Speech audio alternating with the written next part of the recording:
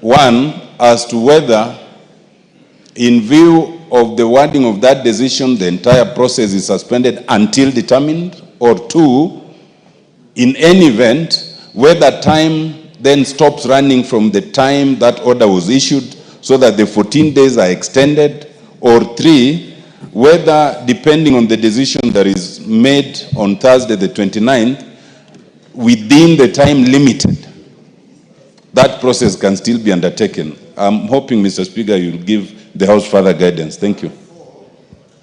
And four, if I can help you, whether a parliamentary process can be injuncted.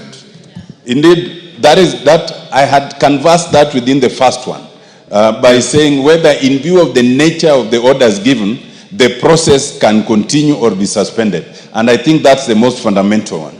Absolutely, Senior Counsel. My mind is very clear. I'll give you direction tomorrow.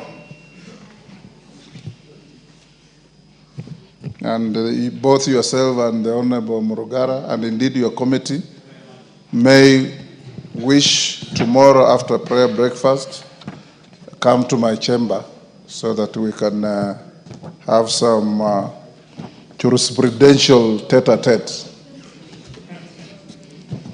The second message, Honorable Members. Honorable Bashir, you look very mobile today. Can you take your seat? Thank you. Honorable Members, the second message is also from His Excellency the President on nomination of persons for appointment as members of the National Police Service Commission. Honorable Members, pursuant to the provision of Standing Order 42, I wish to convey a message from His Excellency the President regarding the nomination of persons for appointment as members of the National Police Service Commission. In the message, Honorable Members, His Excellency the President conveys that in exercise of powers conferred on him by Article 246(2) and 252 of the Constitution and Section 6(5) of the National Police Service Commission Act Cap 85, he has nominated the following persons for appointment as members of the National Police Service Commission and now seeks approval for appointment by this House. Ms. Paris Mudhoni Kimani, nominated pursuant to Article 246(2)(2) of the Constitution, being a retired senior officer of the Kenya Police Service. Mr. Benjamin Juma Imai, nominated pursuant to Article 246(2)(2) of the Constitution, being a retired senior officer of the Administration Police Service, APS. Professor Coletta A. Suda, PhD, nominated pursuant to Article 246(2)(3 of the Constitution, being a person of integrity who has served the public with distinction. Honorable Members, Standing Order 45 provides that upon receipt of notification of a nomination for appointment, such nomination shall stand committed to the relevant departmental committee for consideration. In this regard, I hereby refer the message from His Excellency the President, together with the curriculum vitae, the report of the selection panel, and other testimonials of the nominees to the Departmental Committee on Administration and Internal Security for consideration. Honorable Members, Section 6(6) of the National Police Service Act Cap 85 provides that the relevant committee of the National Assembly shall consider the nominees and table a report in the House within 21 days.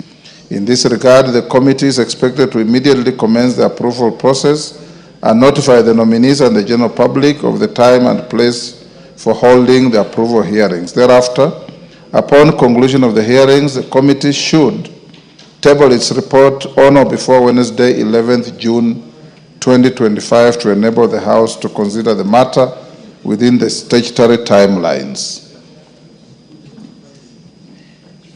Honorable Members, the next message is a message from the Senate on approval of nominees for appointment to the board of the Central Bank. Pursuant to the provision of Standing Order 41(4), relating to messages from the Senate, I wish to report to the House that I have received a message from the Senate dated 7th May 2025 regarding the approval of nominees for appointment to the board of Central Bank of Kenya. The message conveys that by a resolution made on 7th May 2025, The Senate approved the appointment of the following persons as members of the Board of Central Bank of Kenya: FCPA Sophie Moturi, CPA Abdullahi Mohamed Abdi, Ms. Beatrice Kosgei, and Mr. David Simpson Osawa Owor. Fellow members, you recall that the approval process for the nominees to the position of members of the Board of Central Bank of Kenya was jointly conducted by the respective committees of the Houses of Parliament. You will further recall that on 30th April 2025, the National Assembly approved the appointment of the nominees, and in this regard, the approval by the Senate now concludes the bicameral approval of the appointments, and the appointing authority has since been notified, and the House is accordingly guided. The last message, honorable members, is a message from the judiciary. Members at the bar, take the nearest seats.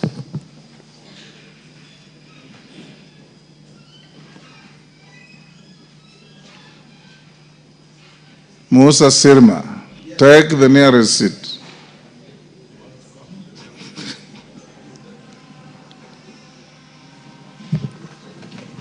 Thank you, honorable members. Honorable members, the message from the judiciary is on the nomination of persons for appointment as a chairperson and members of the Public Benefit Organizations Disputes Tribunal.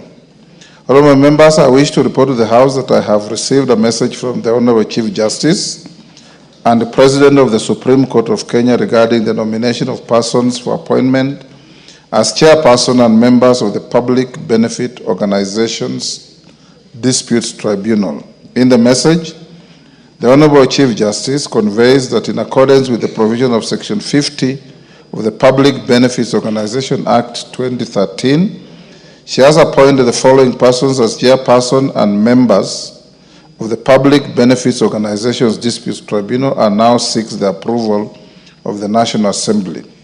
Ms. Eunice Adoyo Otieno Arwa, chairperson; Ms. Christabel Mideva Eboso, member; Ms. Elizabeth Mbithe Mulwa, member; Dr. Leonard Kinyulusi, member; and Mr. Mohammed Sheikh Noor, member. For clarity, honorable members, Section 50 of the Public Benefits Organization Act 2013 provides, and I quote, "There is hereby established a tribunal to be known as the Public Benefits Organizations Disputes Tribunal, which shall consist of members appointed by the Chief Justice and approved by the National Assembly as follows: a chairperson who shall be an advocate of the High Court of Kenya of not less than 7 years standing, 2 advocates of the High Court of not less than 5 years standing, 2 persons having such specialized skills or knowledge necessary for the discharge of the functions of the tribunal." Honorable members, Standing Order 45.1 provides that upon receipt of a notification of nomination for appointment to a state office or such other office, the nomination shall stand committed to the relevant departmental committee of the House for consideration. In this regard, I hereby refer the names together with the CVs and other testimonials of the nominees to the Departmental Committee on Justice and Legal Affairs to undertake the necessary approval hearings. Honorable members, whereas the Public Benefits Organizations Act 2013 does not expressly provide for the timeline within which the House considers the respective nominees, Section 8 of the Public Appointments Parliamentary Approval Act Cap 7F requires the committee to which nominations are referred shall consider the matter and table a report in the House for debate and decision within 28 days. In this regard, therefore, the committee is directed to expeditiously commence the approval process and notify the nominees and the general public of the time and place for holding the approval hearings. The committee should table its report by Wednesday, 18th June 2025, to enable the House to consider the matter within the statutory timelines. I thank you. Next. Order number 5, order number 4, petitions.